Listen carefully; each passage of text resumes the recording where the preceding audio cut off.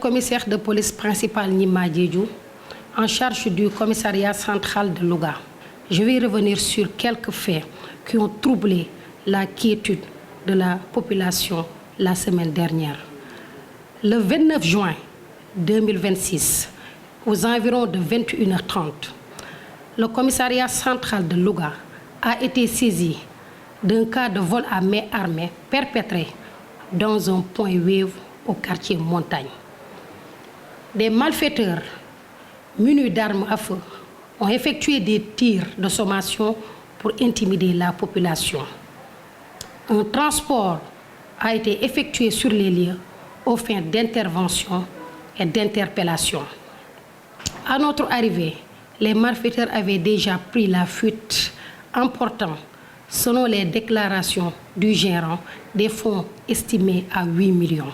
Le visionnage des caméras de vidéosurveillance nous ont permis de constater qu'il s'agissait d'une bande d'une dizaine d'assaillants encagoulés à bord d'un véhicule 4x4 de marque Ford, identique à celui qui avait servi de moyen de locomotion au gang qui avait opéré à Ndiassane et pour lequel instruction a été donnée par la hiérarchie d'immobiliser et d'interpeller les occupants. Un rapprochement entre les deux bandes s'est automatiquement établi. Le 3 juillet 2026, le commissariat spécial de Touba a procédé à l'immobilisation du véhicule recherché et à l'interpellation du chauffeur âgé d'une soixantaine d'années qui s'apprêtait à le vendre à 2 millions. La perquisition du véhicule a permis de découvrir un arsenal d'armes et de matériel composé de plusieurs cagoules, d'un marteau gros calibre, de 2 pieds de biche, de 7 rasse-clous de différentes tailles, de 3 meules coupeuses de tailles différentes, de 2 scies à métaux et d'une paire de gants noirs dont se servaient les malfaiteurs pour s'attaquer au domicile et au commerce des citoyens. Une puce de téléphone, un certificat d'immatriculation et d'aptitude technique et d'autres pièces d'identification, une carte sociétaire et une carte GAP appartenant à un employé de la poissonnerie y ont également été retrouvés. Des renseignements obtenus suite aux investigations menées, il ressort que la bande s'était déportée à Tivaouane, à Louga et à Touba après avoir dérobé le véhicule pick-up à Ndiassane.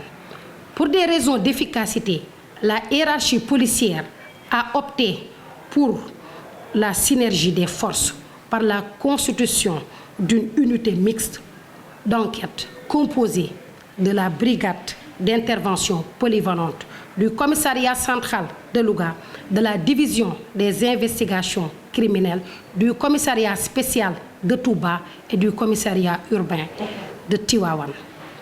La personne interpellée à Touba a aussitôt été acheminée à Louga. Interrogé sur les faits relatifs au cambriolage perpétré à Louga, il a dans un premier temps tenté de nier toute implication. Confronté aux données techniques dont nous disposions et mettant en exergue sa présence sur le lieu incriminé, il a finalement reconnu y avoir participé avec 7 autres individus. Il était d'ailleurs chargé de la conduite du véhicule au moment des faits. Mieux, il a avoué avoir participé avec la même bande au cambriolage de Ndiassane et de Tivaouane dans la nuit du 28 au 29 juin 2026. À Tivaouane, un téléphone portable de marque Technospark, une somme de 13 000 francs, mais également un coupon de tissu y ont été emportés. Quant à l'attaque de la poissonnerie de Touba, où une somme de 800 000 francs a été frauduleusement soustraite, il a nié toute implication tout en précisant que la bande en était responsable.